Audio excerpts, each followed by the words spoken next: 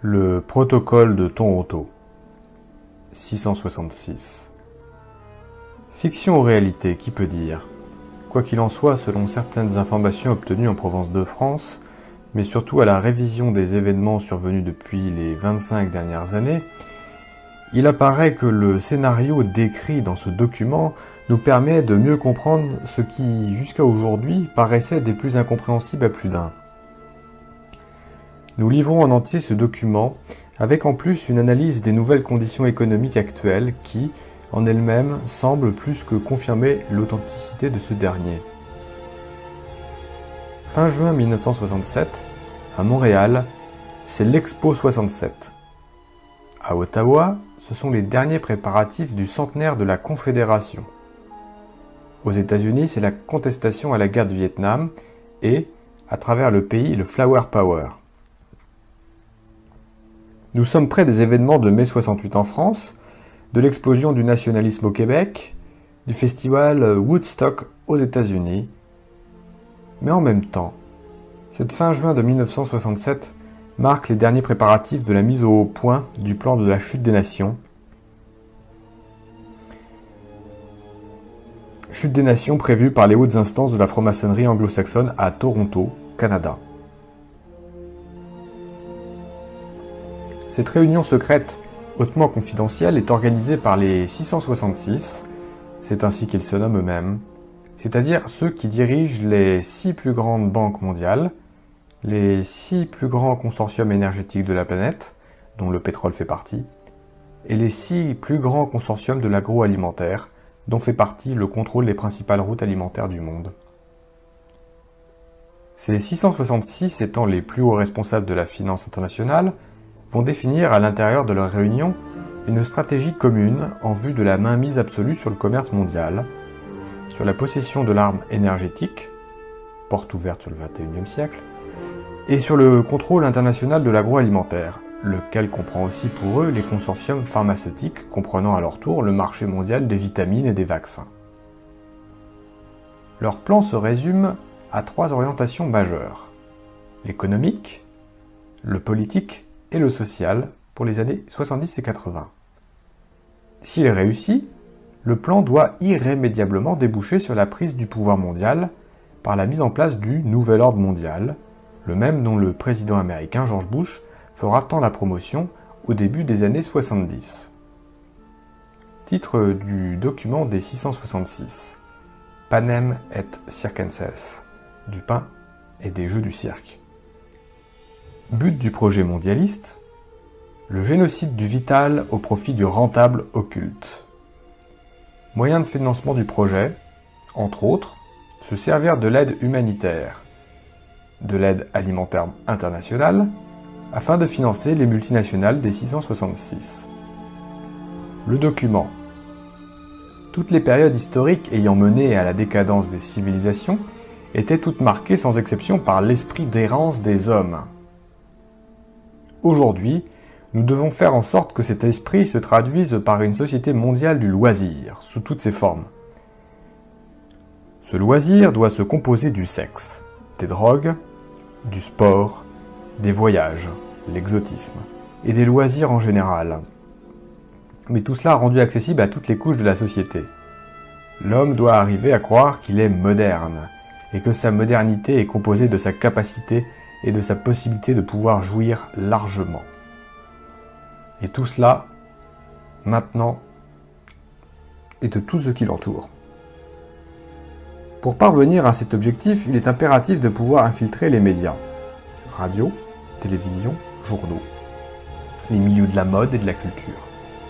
Les milieux de la nouvelle musique, par lesquels nous influencerons à coup sûr toutes les couches des sociétés occidentales.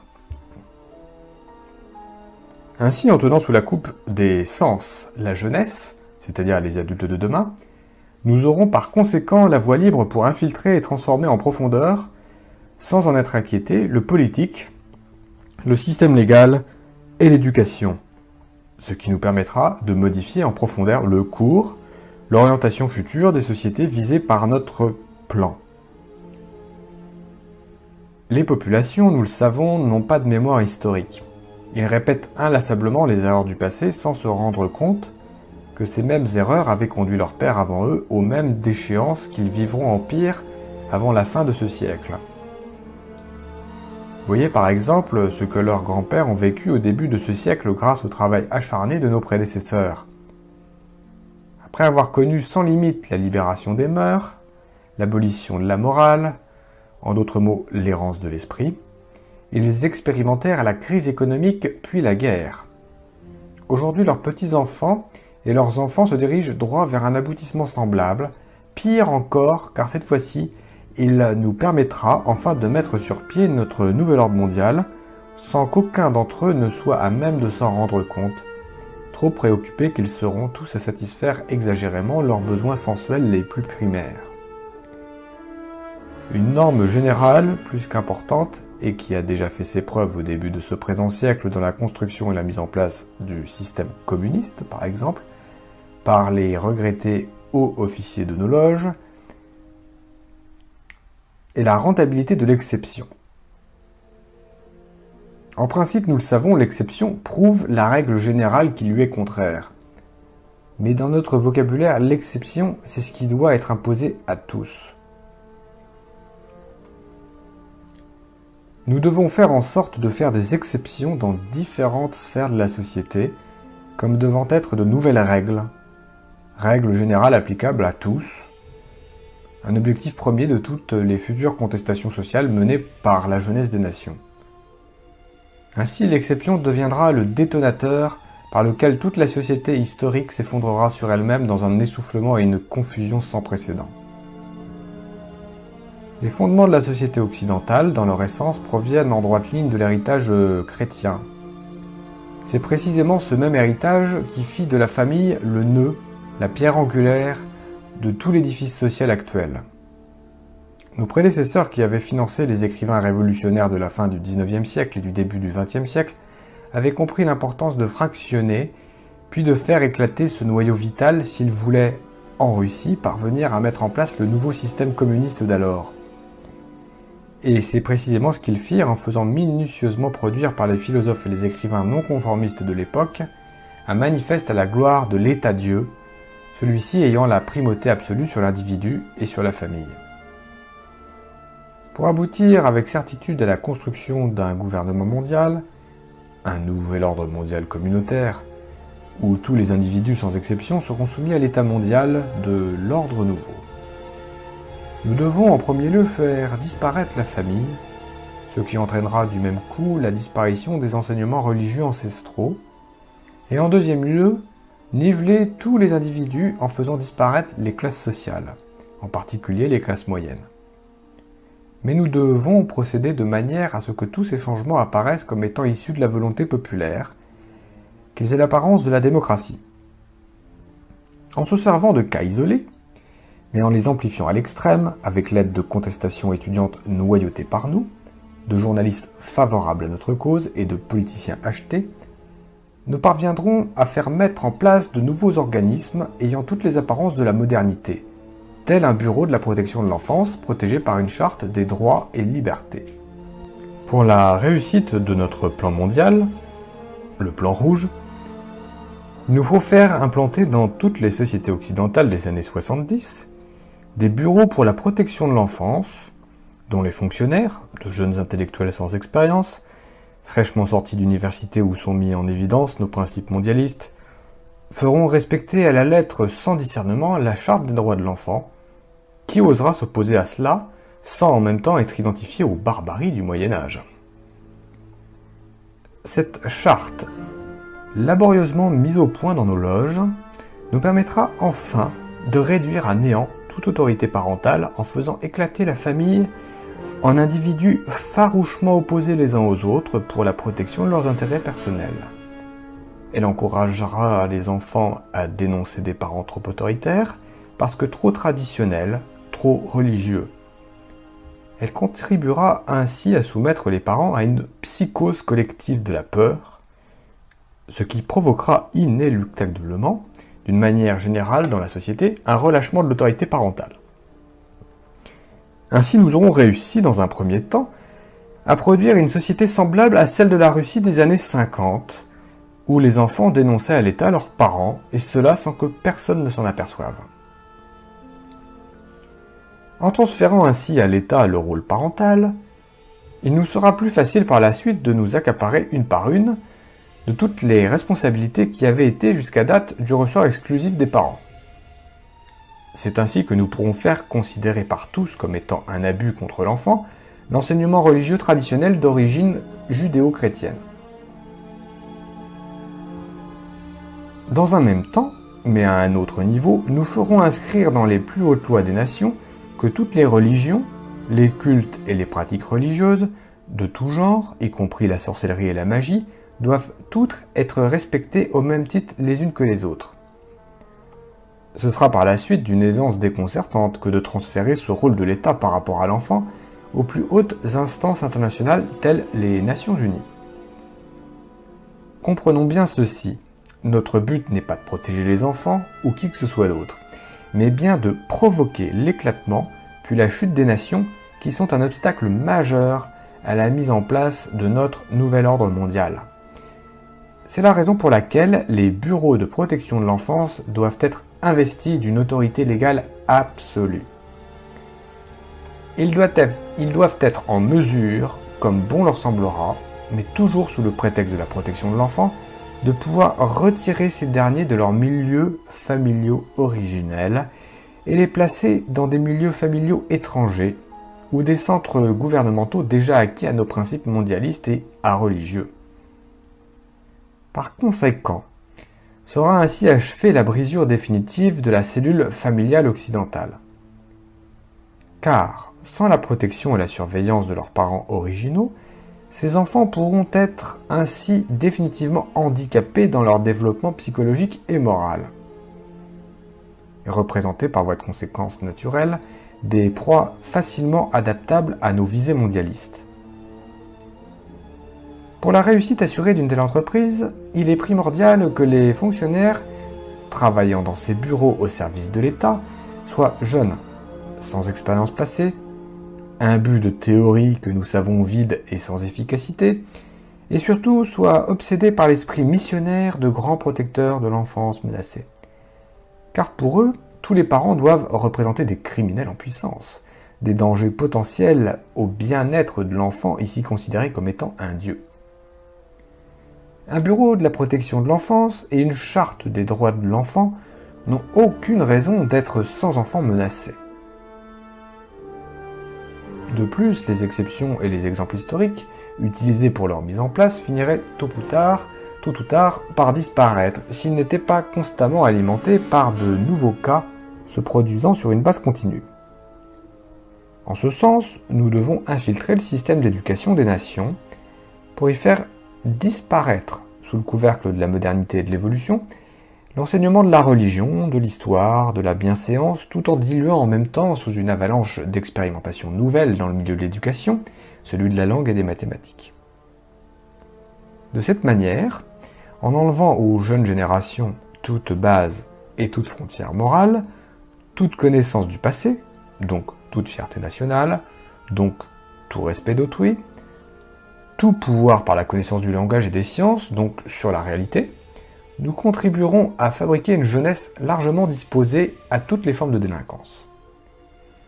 Dans ce nouvel univers morcelé par la peur, les parents et leur abandon de toute responsabilité face à leur enfant, nous aurons la voie libre pour former à notre manière et selon nos objectifs premiers, une jeunesse où l'arrogance, le mépris, l'humiliation d'autrui seront considérés comme étant les nouvelles bases de l'affirmation de soi et de la liberté.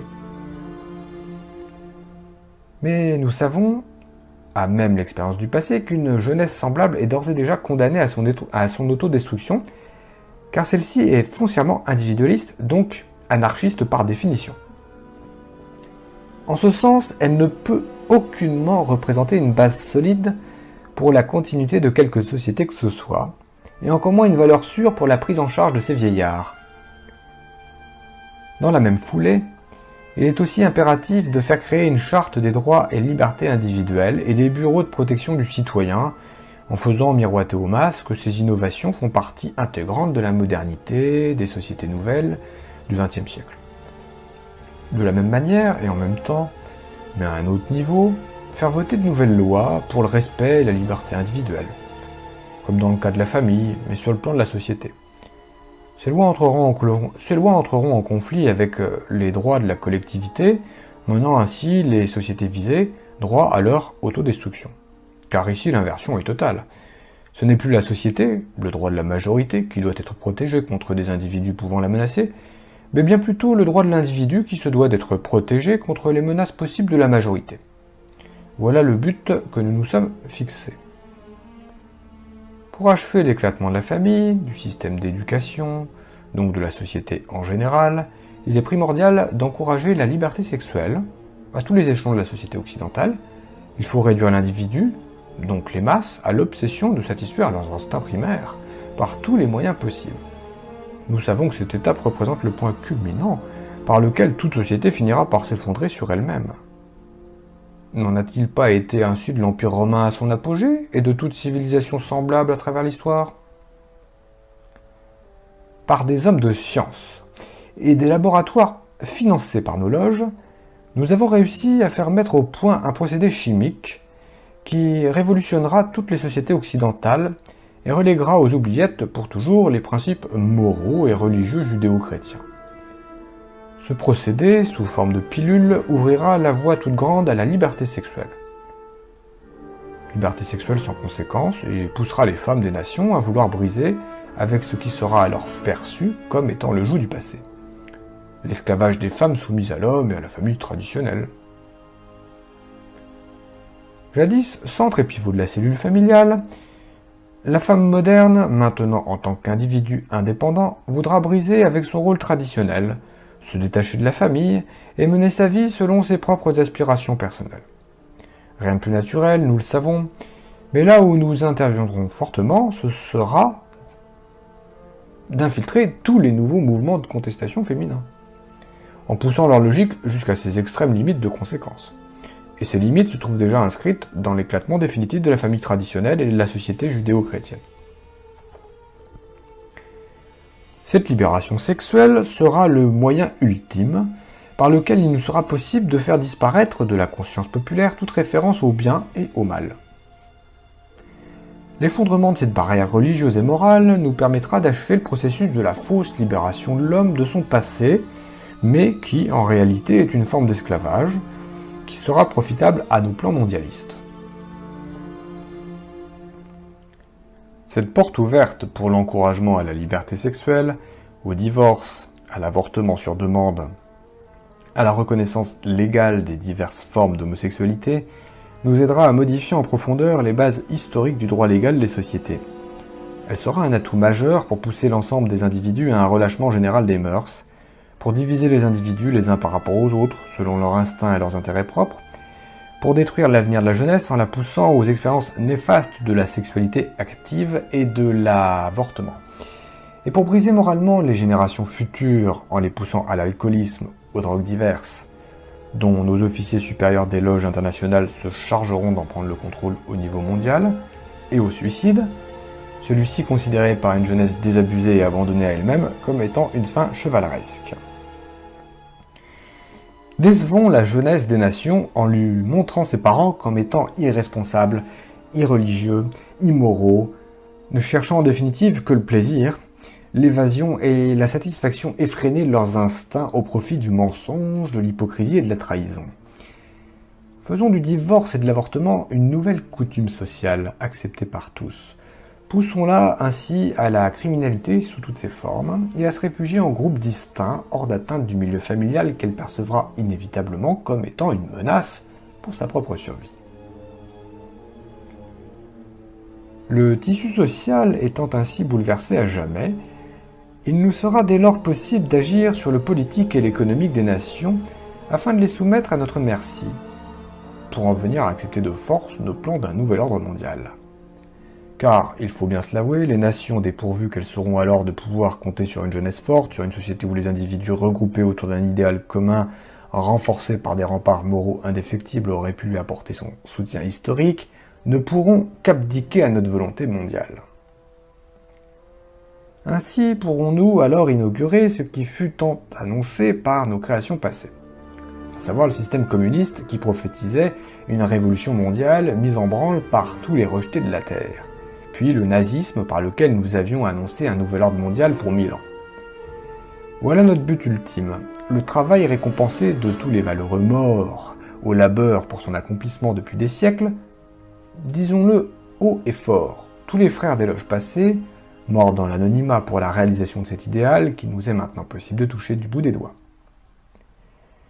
Il est bien reconnu par tous que l'homme, une fois après avoir assuré ses besoins primaires, nourriture, habillement et gîte, est beaucoup plus enclin à être moins vigilant.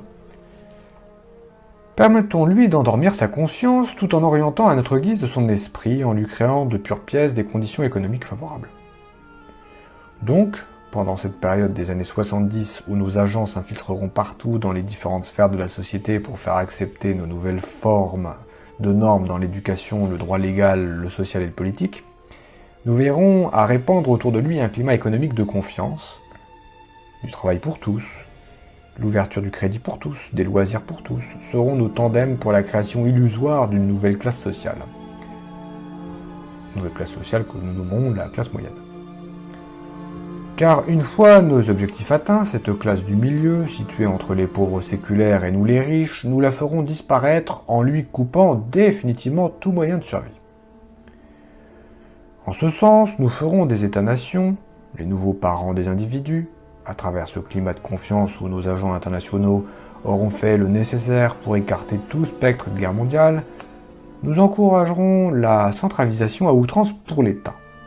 De cette manière, les individus pourront acquérir l'impression d'une liberté totale à explorer, pendant que le fardeau légendaire des responsabilités personnelles sera transféré à l'État. C'est ainsi qu'il nous sera possible de faire augmenter d'une manière vertigineuse le fardeau de l'État, en multipliant sans limite aucune la masse des fonctionnaires intellectuels. Assurés pour des années à l'avance d'une sécurité matérielle, ceux-ci seront par conséquent de parfaits exécutants du pouvoir gouvernemental, en d'autres termes, de notre pouvoir. Créer ainsi une masse impressionnante de fonctionnaires qui à elle seule formera un gouvernement dans le gouvernement, quel que soit le parti politique qui sera alors au pouvoir.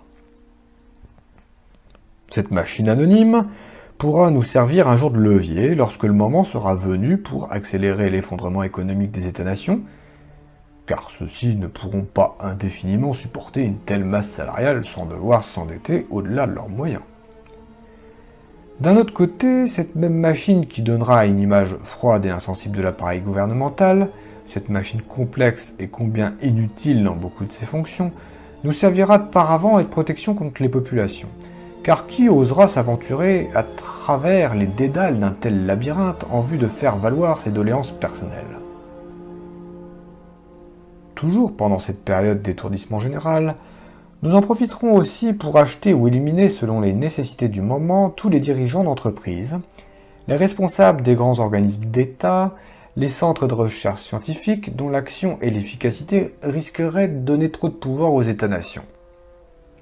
Il ne faut absolument pas que l'État devienne une force indépendante en elle-même qui risquerait de nous échapper et de mettre en danger nos plans ancestraux. Nous veillerons aussi à avoir une mainmise absolue sur toutes les structures supranationales des nations. Ces organismes internationaux doivent être placés sous notre juridiction absolue. Dans le même sens, et pour garantir la rentabilité de notre influence auprès des populations, nous devrons contrôler tous les médias d'information. Nos banques verront donc à ne financer que ceux qui nous sont favorables, tandis qu'elles superviseront la fermeture des plus récalcitrants. Cela devrait en principe passer presque inaperçu dans la population. Elles seront tellement absorbées par leur besoin de faire plus d'argent et de se divertir. Nous devrons nous occuper à finaliser dès maintenant la phase de dérégionalisation des régions rurales amorcée au début de la crise économique de 29. Surpeupler les villes était notre tandem de la révolution industrielle. Les propriétaires ruraux, par leur indépendance économique, leur capacité à produire à la base de l'alimentation des États, sont une menace pour nous. Et une menace pour nos plans futurs. Entassés dans les villes, ils seront plus dépendants de nos industries pour survivre. nous ne pouvons nous permettre l'existence de groupes indépendants de notre pouvoir. Donc, éliminons les propriétaires terriens, en faisant d'eux des esclaves obéissants des industries étant sous notre contrôle. Quant aux autres, permettons-leur de s'organiser en coopératives agricoles que nos agents infiltreront pour mieux les orienter selon nos priorités futures. À travers l'État, attachons-nous à bien mettre en évidence le respect obligatoire de la diversité des cultures, des peuples, des religions, des ethnies, qui sont autant de moyens, pour nous, pour faire passer la liberté individuelle avant la notion d'unité nationale, ce qui nous permettra de mieux diviser les populations des États-nations et ainsi les affaiblir dans leur autorité et dans leur capacité de manœuvrer. Poussé à ses extrêmes limites, mais sur le plan international, ce concept dans le futur poussera les ethnies des différentes nations à se regrouper pour revendiquer et individuellement chacune leur propre part du pouvoir, ce qui achèvera de ruiner les nations et de les faire éclater dans des guerres interminables. Lorsque les États-nations seront ainsi affaiblis par autant de luttes intestines, toutes fondées sur la reconnaissance des droits des minorités à leur indépendance, que les nationalistes divisés en différentes factions culturelles et religieuses s'opposeront aveuglément dans des luttes sans issue, que la jeunesse aura totalement perdu contact avec ses racines, alors nous pourrons nous servir des Nations Unies pour commencer à imposer notre nouvel ordre mondial. D'ailleurs, à ce stade-là, les idéaux humanitaires, sociaux et historiques des États-nations auront depuis longtemps éclaté sous la pression des divisions intérieures. Fin du document des 666, daté de fin juin 1967.